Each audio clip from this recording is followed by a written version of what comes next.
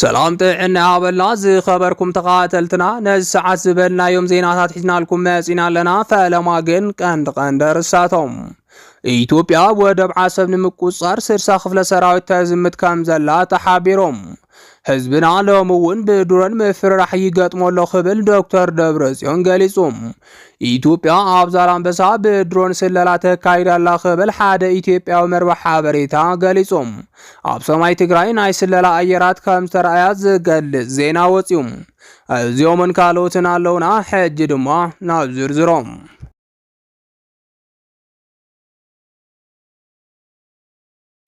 ኢትዮጵያ ወደብ ዓሰብ ንምቁጻር 60 ክፍለ ሰራዊት ተዝምት ከም ዘላ ተሓቢሮም ካፍልፍላትና ዝተረኸበ ሓበሬታ ከም ዝሕብሮ ዳግማይ ኩናት ኤርትራ ንምጅማር ስርዓት 4 ኪሎ ምድላዋቱ ከም ዝወደን ኩሉ ኢትዮጵያዊ ንዓሰብ ክዘምት ከም ዝኣዘዘን ተገሊጾም ማርቲን ፕላውት ዝበሃል ፍሉጥ እንግሊዛዊ ተንታኒ ከም ዝገለጸ ኢትዮጵያን ኤርትራን ደማዊ ኩናት ንምጅማር ምድላዋተን ከም ዝወድኣ ገሊጾም تفلت تنتاني بوليتيكا آبيكس جزء خمس جلسة أمونغ إيرتران إثيوبيان زي قرخينات كجمر مخانون سلازي دمان تابت أرنست داخمت تجراي كي ودا بوجن مرح تجراي مدلات كجبر خمس جبان جلسهم مارتين بلاوت وسيو خمس جلسة مرح تحوحات أبكينات إيرترا خصات فو خمس خلو نات جلس أزركب قوان تخنم مستاف حوحات جن مرح تحوحات يخون هزب تجراي كبير حرجة خمس خونه حابيرهم مارتين بلاوت وسيغو حزب تግራይ ይኹን ሰራዊት ትግራይ ደጋፍ ግዚያው ምሕዳር ትግራይን ደጋፍ ሰራዊት ትግራይን ተባሂሉ ተኸፊሉ ኣብ ዘለሉ ኣብ ዝሕጂ እዋን ምዕራሕቲ ሕወሓት ምስ ዝኾነ ይኹን ሓይሊ ገጢሞም ከሸንፉ ከም ዘይኽእሉ ገሊጾም ትፍሉጥ ተንታኒ ኣብ መወዳእታ ዝሃው መጠንቀቕታ ከም ዝገልጾም ሕወሓት ምስ ሻዕብያ ኮይና ናብ ኩናትን ተኣትያ ሕወሓት ናይ ህልውና ሓደጋ ከጋጥማ ከም ዝኽእልን ትግራይ ድማ ናይ ውግእ መናሃርያ ስለ እትኸውን ህዝቢ ትግራይ እቲ ዝኸፍአ ዝበሃል ሓደጋ ከጋጥሞ ከም ዝኽእል ገሊጾም ስለዚ ድማ ኢትዮጵያን ኤርትራን ኣብ ዝገብርዎ ጦርነት ምዕራሕቲ ሕወሓት ተመልከት ኮኑ ከም ዝግብኦምን ህዝቢ ትግራይ ድሕሪ ሕጂ ናብ ደም ፍሳስ ከእትውዎ ከም ዘይብሎምን ከም ዘጠንቀቐ ተፈሊጦም እዚ ከምዚ እናሃለወ ብኣብይ ኣሕመድ ዝምራሕ ስርዓት ብልጽግና ኩልኻ ኢትዮጵያዊ ንዓሰብ ክትከተት ዝብል ትእዛዝ ከም ዝሃበ ተሓቢሮም ካብ ፍልፍላትና ዝተረኸበ ሓበሬታ ከም ዝሕብሮ ኣብይ ኣሕመድ 60 ክፍለ ጦር ሰራዊት የዝምት ከም ዘሎ ተገሊጾም መሰረት ተስተረኸበ ሓበሬታ እቲ ዝበዝሕ ሰራዊት ኢትዮጵያ ብዓፋር ናብ ግንባር ቡሬ ኣቱ ከም ዘሎ ተፈሊጡሎም ግንባር ዓፋር ብዘመናዊ ድሮናትን ዘመናዊ ተዋጋእት ነፈርትን ተጠናኸረ ግንባር ከም ዝኾነን ኣብይ ኣሕመድ ዝምክሐለን ክፍለ ጦራት እውን በቲ ግንባር ከም ዝተሰለፋን እናተገለጸ ይርከብ ካብዚ ብተወሳኺ ኣብይ ኣሕመድ ብምዕራብ ትግራይ ብኦም ሓጀርን ራማን ዛላምበሳን እውን ሰራዊቱ ከም ዘዝምት ዝረኸብናዮ ሓበሬታ ይረዳም ሻዕብያ ብወገኑ ጀነራል ሓሊባይን ካልኦት ፍሉጣት ጀነራላትን ዝመርሕዎን ክፍለ ጦራቱ ብግንባር ዓሰብ ድፍዐን ሒዘን ይጽበያ ከም ዘለዋ ተገሊጾም ስለዚ ድማ እቲ ኩናት ከቢድን ኣብ ሓፂር ግዜ ክውዳእ ዘይኽእልን ከም ዝኾነ ወታደራዊ ሊቃውንቲ እንዳገለጹ ይርከቡ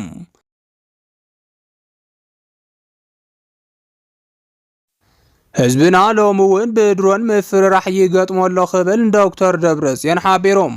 ኣብ ትግራይ ሎሚ ድሕሪ ውዕል ሰላም ፕሪቶሪያ ጣልቃ ኣታውነት ፌደራል ይረአ ከም ዘሎ እንዳተሓበረ ይርከብ እዚ ካብ ሚድያታት ጀሚሩ ብፌደራል መንግስቲ ኣብ ልዕሊ ፖለቲካዊ ምንቅስቓስ ዝረአ ዘሎ ጣልቃ ምእታው ካብ መዓልቲ ናብ መዓልቲ እንዳተጋደደ መጽኡ ሎሚ ድማ ወተሃደራዊ መፍራሕ ተጀሚሩሎም ነስዒብ እውን መንግስቲ ፌደራል ንትግራይን ተጋሩን ከምኡውን ንኤርትራ ወተሃደራዊ ፍራح መጀማሩ እንዳተሓበረ ይርከብ እዞም ሰሙን ዝጀመረ ምንቅስቓስ መንግስት ፌደራል ንሕወሓት ዝተባሃለሉ መጠንቀቕታ ድማ ብሚድያን ብተግባርን ጀሚሩሎም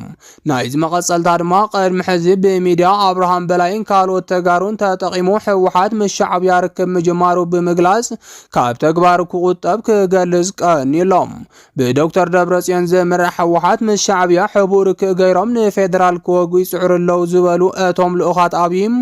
እዚ ድማ ናብ ካሊእ ግጭት ዘምርሕን ውዕል ሰላም ፕሪቶሪያ ዝጥሕስን ምዃኑ ዝገልጽ እዮም ይኹን እምበር እቲ ሓቂ ሎሚ እውን መንግስቲ ፌደራል ኣብ ልዕሊ ሕወሓት ውግእ ንምኽፋት ዝፈጠሮ ምኽንያት እዩ እንዳተባሃለ ብሰፊሑ ክቃላሕ ጸኒሖም። ሎሚ ድማ ፌደራል መንግስቲ ኣብ ልዕሊ ሰማያት ትግራይ ናይ ድሮን ምንቅስቓስ ምጅማሩ ኣብ ልዕሊ ህዝብና ራዕዲ ይፈጥር ኣሎ ክብል ዶክተር ደብረጽዮን ከሲሶሎም። ዶክተር ደብረጽዮን ከም ዝበሎ ዝተነገረሉ እቲ ሓበሬታም ሎሚ ዳርጋ ኣብ መላእ ትግራይ ካብ ትማል ምሸት ዝጀመረ ምንቅስቓስ ድሮን ከም ዝተረኣየ ገሊጹ እዮም። እዚ ሓበሬታ ካብ ክፍሊ ድሕነትን ጸጥታን ትግራይ እውን ዝተሰምዐ ኮይኑ ብርክት ዝበሉ ወተሃደራውያን ኣዘዝቲ እውን ኣቃሊሖም ኣለዉ። ነስዒቡ እውን ካብ ጫፍ ተከዘን ሸራሮን ጀሚሩ ክሳብ ዞባ ደቡባዊ ክፋል ትግራይ ሎሚ ለይትን ቀትርን ትንቀሳቐስ ድሮን ምንባራ ተገሊጹ ኣሎ። ነዚ ሓበሬታ ከም ዘረጋገጸ ዝተነገረሉ ዶክተር ደብረጽዮን ድማ ፌደራል መንግስቲ ህዝብና ብስነ ልቦና ኩናት ንምፍራሕ ዓሊሙ ዝኾነ ይኹን ዕላማ ዘይብሉ ድሮናት ውግእ ኣብ ሰማይ ትግራይ ይዘራ ኣለዋ በመባል ኣቃሊሕሎም። ደገፍቲ ስርዓት ብልጽግና ዝኾኑ ኣካላት ድማ ምንቅስቓስ ሻዕብያ ምስ ናይ ትግራይ ሓይልታት ንምቁጽጻር ዝዓለመ እዩ ክብሉ ነቲ ናይ ድሮን ምንቅስቓስ ይገልጽዎም። እንተኾነ ግን ሰራዊት ኤርትራ ኣብ መዋሰኒ ትግራይን ኤርትራን ናይ ባዕሉ ኣየራት ውግእ ኣዋፊሩ የንቀሳቐስ ምህላው ይገልጹ ኣለዉ።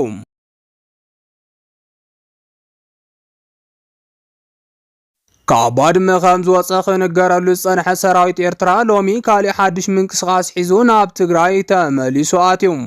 እዚ ሓድሽ ነገር ድማ ኣብ ኤርትራ ዝነበሩ ዕጡቋት ፋኖ ኣብ ድንበር ትግራይ ከም ዝተረኣዩን ብባድመ ከም ዝኣተውን ተሓቢሮም። ኣብ ኤርትራ ክስልጥኑ ዝጸንሑ ሓይልታት ዕጡቋት ፋኖ ብትእዛዝ ኢሳያስ ናብ ድንበር ትግራይን ኤርትራን ከም ዝተጸግዑ ዝገልጽ ሓበሬታ ተቃሊሑሎም። ኣብዚ ሕጂ ሰዓት ኢሳያስ ኣፈወርቂ ምስ ትግራይ ዘዳዎ ቦታታት ካብ ካልእ ግዜን ላዕሊ ኣሽሓት ሰራዊት እንዳጸግዐ ምህላው እንዳተገለጸ ይርከብ። ብተወሳኺ እውን እዞም ዘጸግዖም ዘሎ ሰራዊት ምስ ሜካናይዝድ ሓይሎም ከም ዝኾኑን ጠንካራ ድፍዓት ከም ዘለዎምን እንዳተሓበረ ይርከብ። በዚ መሰረት እውን ሻዕብያ ብድንበራት ትግራይ ጀመሮም ወተሃደራዊ ምንቅስቓሳትን ምትንኻያትን ናብ ዘይተርፍ ውግእ የምርሕ ምህላው ዘመላኽት ይኽብሉ ብዙሓት ወገናት ኣብ ምግላጽ ይርከቡ። ስለዚ ከዓ ካብ ትግራይ ከባቢታት ባድመ ኣብ ሰሙን ዝወፅኡ ናብ ዓሰብ ከም ዝጓዓዝ ዝንገረሉ ዝነበረ ሰራዊት ኤርትራ ሎሚ ተመሊሱ ናብ ዝነበሮ መሬት ባድመ ምስ ዕጡቋት ፋኖ ኮይኑ ኣትዩሎም። ሎሚ ድማ ሓደ ዘገርም ሓበሬታ ከም ዝተቃልሐ እንዳተገለጸ ይርከብ። እዚ ሓበሬታ ከዓ ሓይልታት ዕጡቋት ፋኖ ብባድመ ከም ዝተረኣዩን ዓበይቲ ኣመራርሓ ፋኖ ብኤርትራ ገይሮም ኣብቲ ቦታ ከም ዝተረኣዩን ዝገልጽ ሓበሬታ እዩ።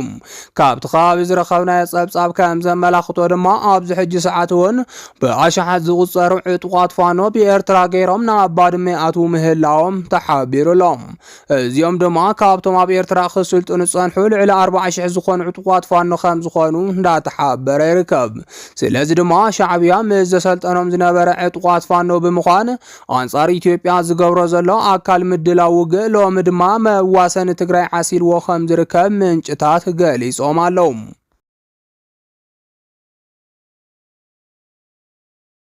ኢትዮጵያ ኣብ ዛላምበሳ ብድሮን ስለላ ተካይዳ ኣላ ክብል ሓደ ኢትዮጵያዊ መርበብ ሓበሬታ ገሊጾም።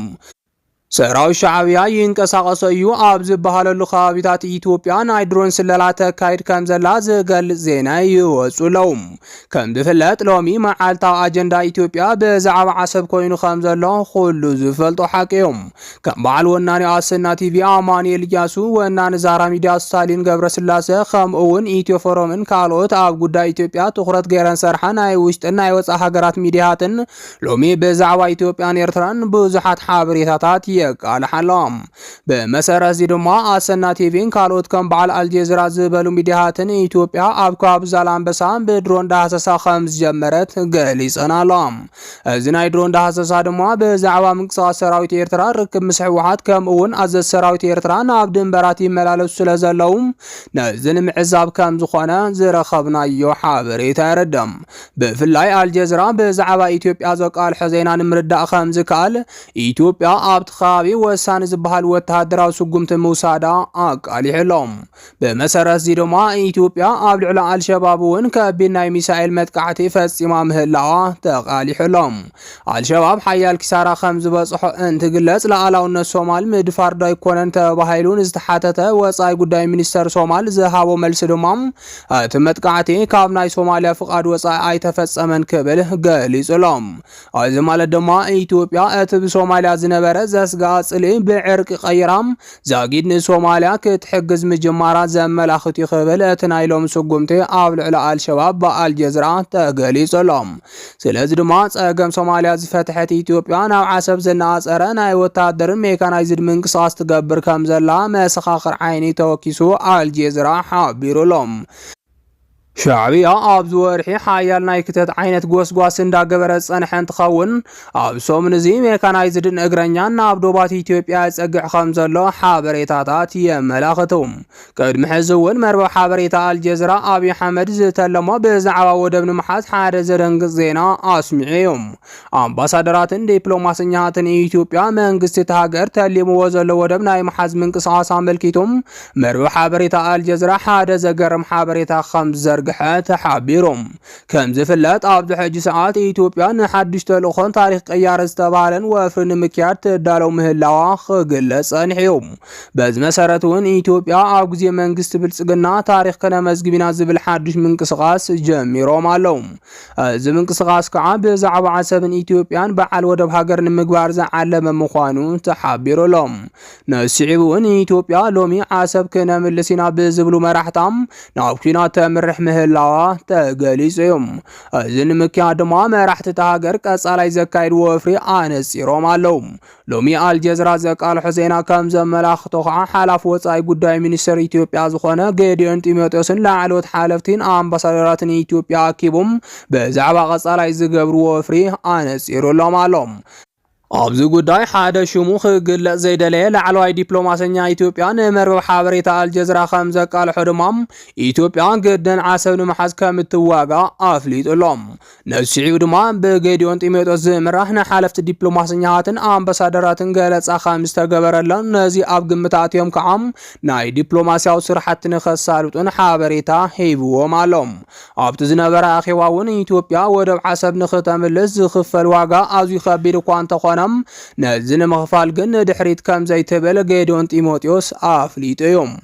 ثم دبلوماسينيات ونز حابريتا خمس تقبلون كم دقفون تحابير لهم كم زفلات أبي مسيسا استدراديرو عسب كم زقبرو من قصاص كم زي تساقع زكريم بأنصار خا إيساياس بملوتي ودب عسب واننت أباي قدب كم زحاتته تحابيرو منبارو رسعن